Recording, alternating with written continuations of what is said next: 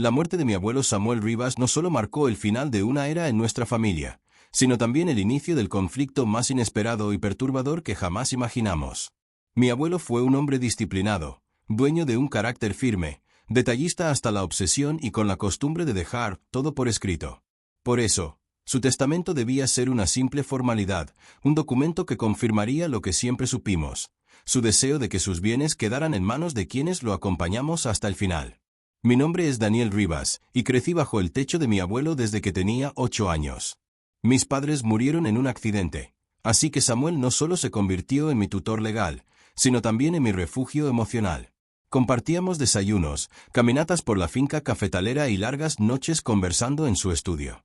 Él me enseñó a trabajar la tierra, a ser paciente y a entender que la familia, por encima de todo, era un lazo que debía protegerse.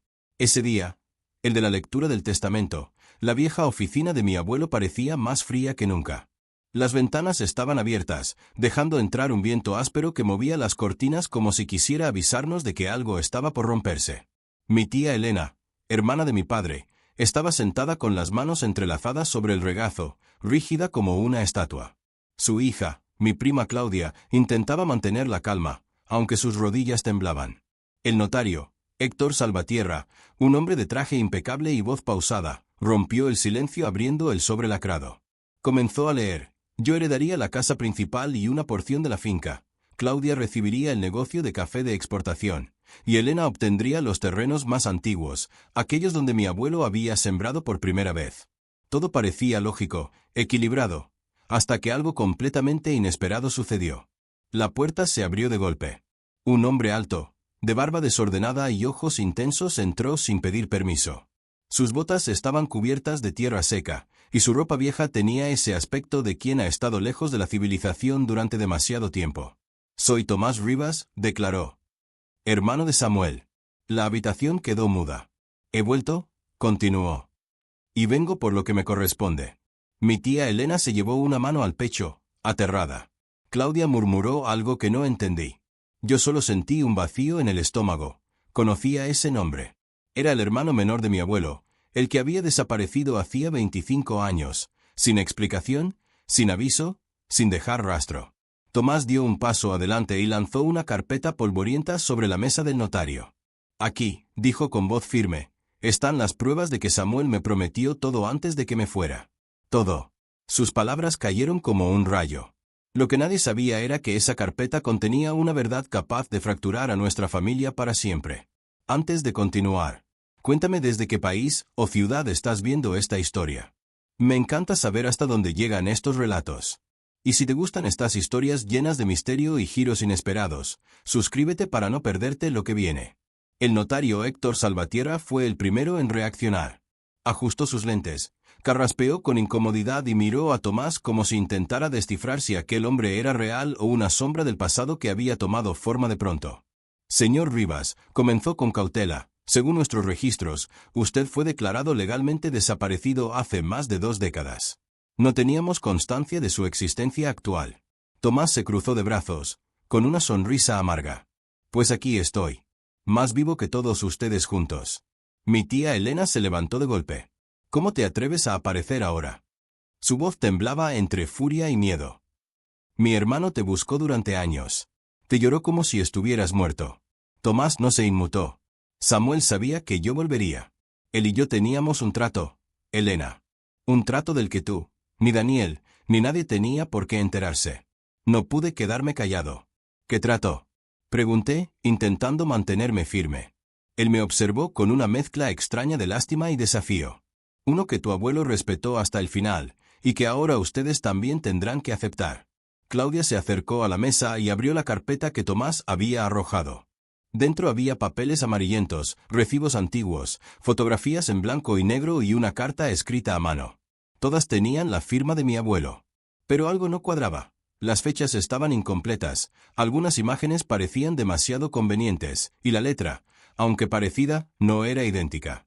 Héctor tomó los documentos con guantes de archivador. «Tendré que verificar la autenticidad», dijo, sin ocultar su escepticismo.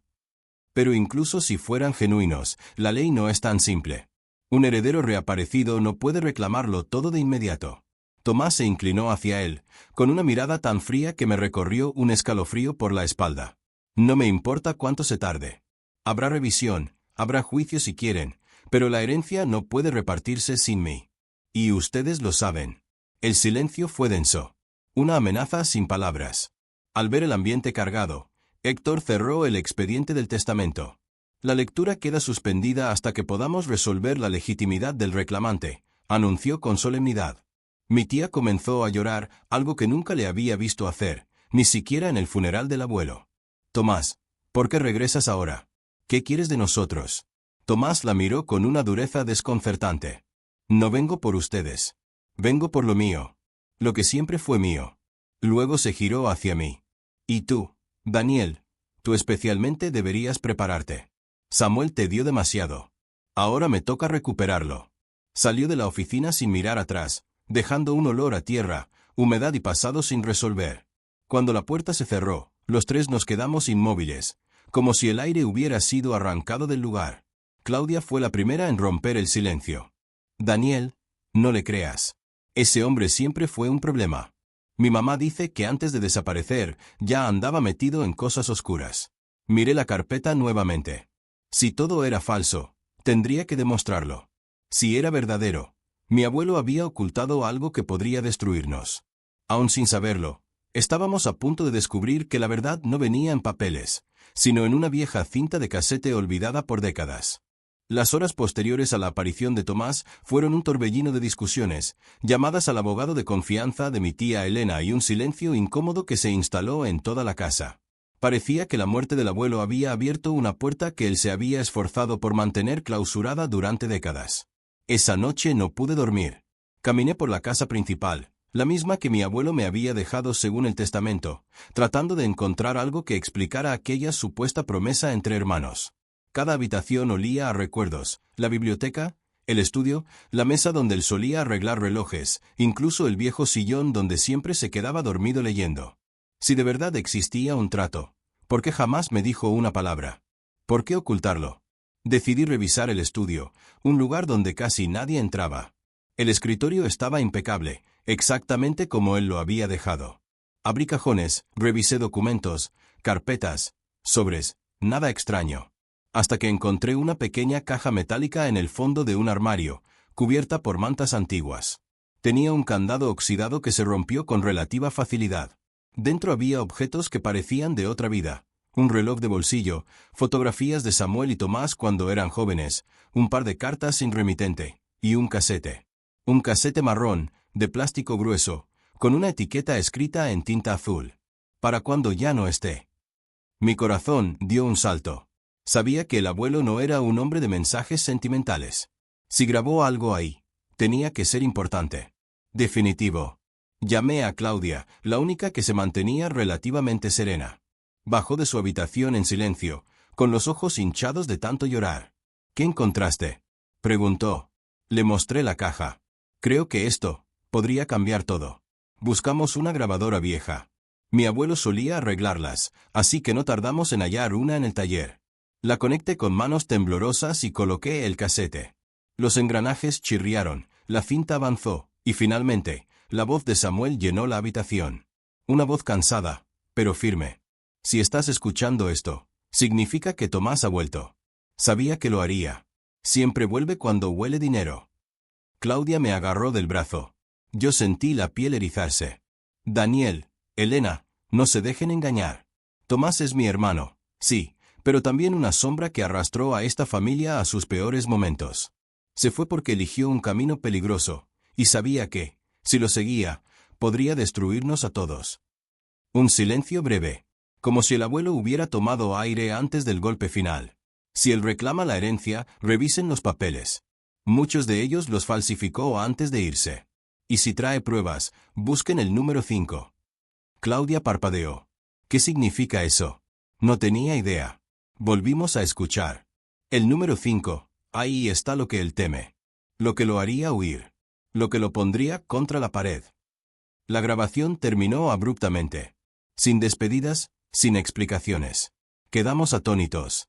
Daniel, susurró Claudia, ¿qué es el número 5? Antes de responder, escuchamos algo afuera, en el patio. Un ruido seco, como el golpe de una rama o de un pie sobre grava. Al asomarnos por la ventana, vimos una sombra alejándose. Alguien había estado escuchando la grabación desde afuera. Y solo había una persona con razones para hacerlo. Tomás.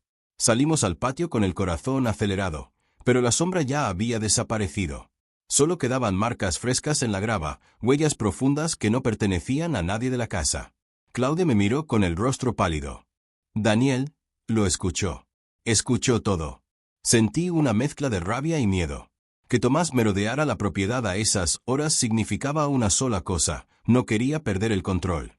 Y ahora sabía que teníamos algo que podía arruinar sus planes. La frase del casete nos daba vueltas en la cabeza: busquen el número 5. Ni fotos, ni documentos, ni objetos de la caja metálica tenían relación evidente con ese número. Revisamos la grabación varias veces, buscando pistas ocultas o ruidos de fondo, pero no había nada útil. El mensaje del abuelo había sido directo, enigmático y desesperante. Decidimos esperar a la mañana siguiente para hablar con mi tía Elena. Al vernos entrar en la cocina, notó de inmediato que algo grave pasaba. ¿Qué hicieron?, preguntó con voz tensa. Le contamos todo: la caja, el casete, lo que había revelado Samuel y la presencia de Tomás afuera. Elena llevó sus manos a la boca, impactada. Él no puede estar aquí, murmuró. Si Tomás vuelve a involucrarse con nosotros, no sabremos cómo termina esto. Ustedes eran muy pequeños cuando se fue, pero yo sí recuerdo. Nos sentamos en la mesa. Elena respiró hondo y comenzó a hablar como si por fin abriera una herida oculta durante décadas. Tomás era carismático, inteligente, pero también ambicioso. Y esa ambición lo llevó a meterse con gente peligrosa. Samuel trató de ayudarlo, incluso pagó deudas que no eran suyas, pero Tomás nunca cambió. La última vez que lo vimos, juró que lo que era suyo se lo devolverían tarde o temprano. Claudia se estremeció. ¿Crees que realmente tenga pruebas válidas? No, respondió Elena. Y eso es lo peor. Cuando Tomás no tiene la verdad, la fabrica. Eso daba sentido a la advertencia del abuelo sobre los documentos falsificados. Decidimos volver al estudio para revisar cada objeto de la caja metálica. Abrimos sobres, volteamos fotografías, sacudimos las mantas viejas. Nada. Hasta que Claudia señaló algo extraño en una de las fotos de juventud de Samuel y Tomás. Era una imagen tomada en el antiguo depósito de la finca. Al fondo, casi imperceptible, había un estante con cajas numeradas. Una de ellas tenía un 5 enorme pintado a mano. Mi corazón dio un vuelco. El número 5. No perdimos tiempo. Tomamos linternas y nos dirigimos al depósito, un edificio viejo que mi abuelo había cerrado con candado muchos años atrás. Encontré la llave colgada en su taller, donde siempre guardaba duplicados de emergencia. El interior del depósito estaba cubierto de polvo, cajas apiladas y telarañas gruesas que parecían cortinas oscuras. El silencio era sepulcral, como si ese lugar hubiera guardado secretos durante demasiado tiempo. Avanzamos entre estantes oxidados hasta encontrarlo. Caja número 5. Tenía el mismo color, el mismo patrón de desgaste que el resto, pero algo en ella parecía más reciente. Como si alguien hubiera intentado ocultarla mejor. La abrí con manos temblorosas. Dentro había un solo objeto. Otro casete. Sin etiquetas, sin nombre, sin fecha. Pero al girarlo, vimos algo grabado a mano con lapicero, solo visible bajo la linterna. La verdad de Tomás. Tragué saliva. Claudia me tomó del brazo. Daniel, esto podría ser lo que tu abuelo quería que encontráramos. Asentí. O podría ser lo que Tomás no quiere que nadie escuche. En ese instante, escuchamos pasos afuera del depósito. Lentos. Pesados. Acompasados. Pasos que se acercaban. Claudia apagó la linterna, y quedamos a oscuras, en un silencio tan tenso que sentí el pulso en mis dientes. Elena, que se había quedado en casa, no estaba cerca. No podía ser ella. Los pasos se detuvieron justo en la entrada. Y una voz grave, inconfundible, dijo desde afuera. Sé que están ahí. Entréguenme la caja, y nadie saldrá lastimado. Tomás había vuelto. Y esta vez no estaba solo. La voz de Tomás resonó en la entrada del depósito como un golpe seco en el pecho. Claudia y yo permanecimos inmóviles, sosteniendo el casete que podía cambiarlo todo. Afuera, escuchamos el crujir de las hojas y un murmullo apenas audible. Alguien más respiraba cerca. No estaba solo. Había traído a otra persona, o algo peor, alguien que lo respaldara. Daniel, Claudia, repitió, más impaciente. No quiero hacerles daño. Solo necesito lo que es mío. Claudia me miró y susurró apenas. No podemos dejarle esto. Si destruimos la cinta, estamos perdidos. Asentí. Tenía razón. Lo único que nos protegía era esa grabación, el legado oculto del abuelo. Retrocedimos entre las sombras, buscando una salida trasera que recordaba vagamente de cuando era niña. Toqué la pared al azar hasta que encontré un panel de madera flojo. Con esfuerzo, logramos abrir un pequeño hueco justo cuando la puerta principal comenzaba a crujir. Tomás estaba forzando el candado. Logramos arrastrarnos por el hueco y salir al exterior, donde el aire frío de la madrugada golpeó nuestros rostros. Corrimos hacia la casa principal sin voltear, con el casete firmemente protegido bajo mi chaqueta. Detrás, escuchamos un estruendo. Tomás había logrado entrar al depósito. Sabía que el tiempo era mínimo. Al llegar a la casa, despertamos a Elena y subimos al estudio para conectar la antigua grabadora, la misma donde habíamos reproducido la primera cinta. Mis manos temblaban al insertar la nueva. Claudia sostuvo mi hombro para darme valor. Presioné play. La cinta comenzó con un ruido de estática, seguido por la voz más desgastada y seria que jamás le había escuchado a mi abuelo Samuel. Si esta grabación sale a la luz, significa que Tomás regresó.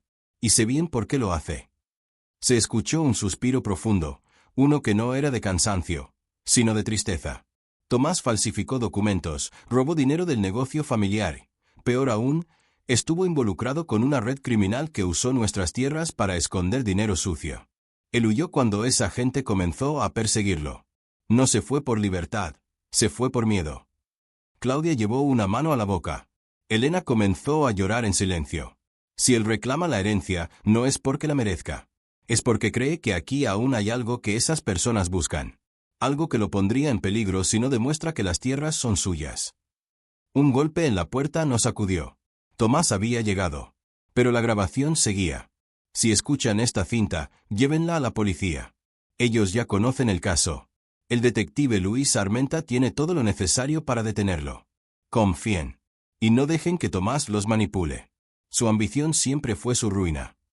Pausé la grabación. No había más tiempo. Tomás golpeó la puerta una vez más, esta vez con furia. Ábranme ahora mismo. Claudia llamó al número que mi abuelo mencionó, mientras yo sostenía la cinta con fuerza. La voz del detective Armenta respondió de inmediato. Manténganse donde están. Ya vamos para allá. No lo enfrenten solos. Los minutos que siguieron fueron eternos. Tomás intentó entrar por la fuerza, gritando que todo era mentira, que mi abuelo lo había engañado, que nosotros estábamos inventando todo. Pero antes de que lograra romper la puerta, las sirenas iluminaron la finca. Tomás retrocedió, y al intentar huir hacia el bosque, 2 agentes lo interceptaron. Su rostro pasó de ira a algo parecido al pánico. Sabía que la verdad acababa de alcanzarlo. Cuando la policía se lo llevó, Elena se desplomó en una silla, agotada. Claudia me abrazó, temblando aún. Yo cerré los ojos, sintiendo una mezcla de alivio y tristeza. El abuelo había previsto todo.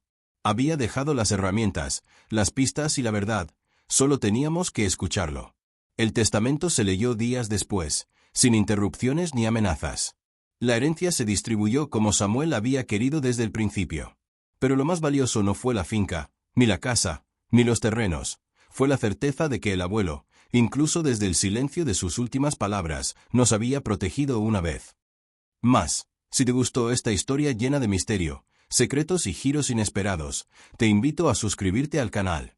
Y cuéntame en los comentarios, ¿qué hubieras hecho tú si un familiar desaparecido volviera a reclamarlo todo?